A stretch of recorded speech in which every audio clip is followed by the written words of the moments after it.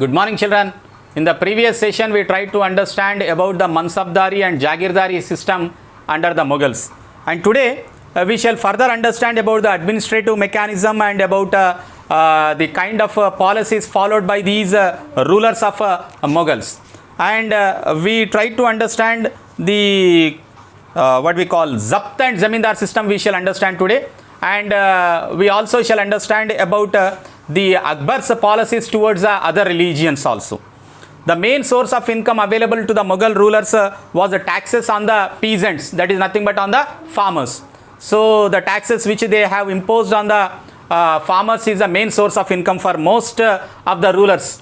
And Akbar's revenue minister is Todarmal. Very clever fellow he is. He is the revenue minister of Akbar. His name is Todarmal. So what he did is, he carried out a very careful survey of the entire land. Okay. And the crop yield, how much yield a piece of land gets. So he carefully carried out a survey and prices and areas cultivated for a period of 10 years. Between 1570 to 1580 AD, he studied the entire results of this area.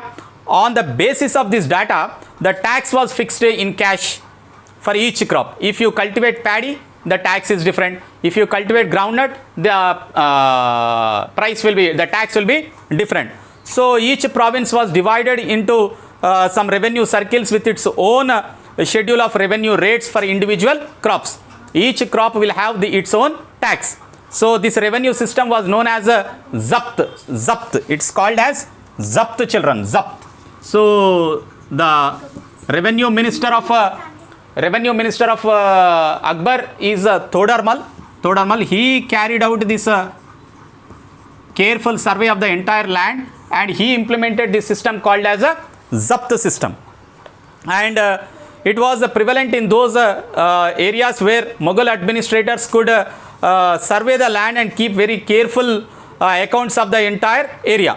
But this was not possible in provinces such as Gujarat and Bengal, which are far away from the Delhi. So in most places, peasants paid taxes through the rural elite. Rural elite in the sense, rural rich people will be there. No? So through them, these peasants used to pay the taxes. That means the village headman or the village local chief.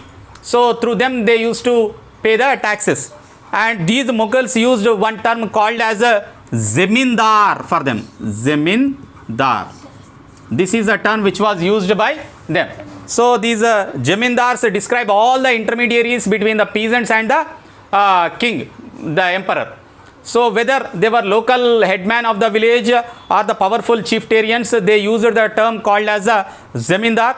And the Zamindars were not appointed by the Mughal emperors, but existed on the hereditary basis. Hereditary basis in the sense, after if I am the Zamindar, next my son will become the Jamindar, and his son will become the Jamindar. That is called as a hereditary. Hereditary. That continues through the family is called as hereditary. मेरे बाद मेरा बेटा, मेरा बेटे के बाद उसका बेटा. So this goes on through the family, that Jamindari system.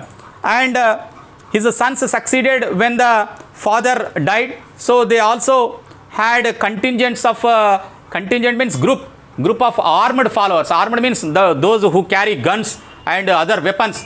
These people were present along with these Jamindar.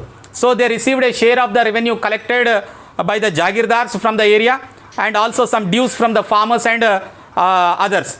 They often acted as the representatives of the local people in dealing with the Mughal officials. So they are intermediaries. What are the problems of the peasants are there? They take it to the emperor. Whatever emperor makes new policies will be implemented in the village by these Jamindars. In some areas, the Jamindars exercised a great deal of power even.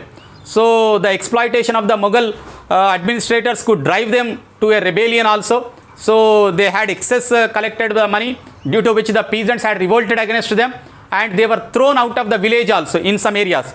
And sometimes Jamindars and peasants allied in rebelling against the Mughal authority also. Even Jamindars, where they were good and they were very loyal to the peasants' problems. So in such areas, they both combined together and they had rebelled towards against the Mughal authority. These Jamindar peasant revolts challenged the stability of the Mughal Empire in some parts of the Mughal Empire. And from the end of the 17th century, it slowly, the Mughal Empire became weak and they could not be controlled. The Jamindars started becoming more powerful, and the revolt against the Mughal authority got started. In the next class, we shall understand about the Akbar's policies, children. Thank you.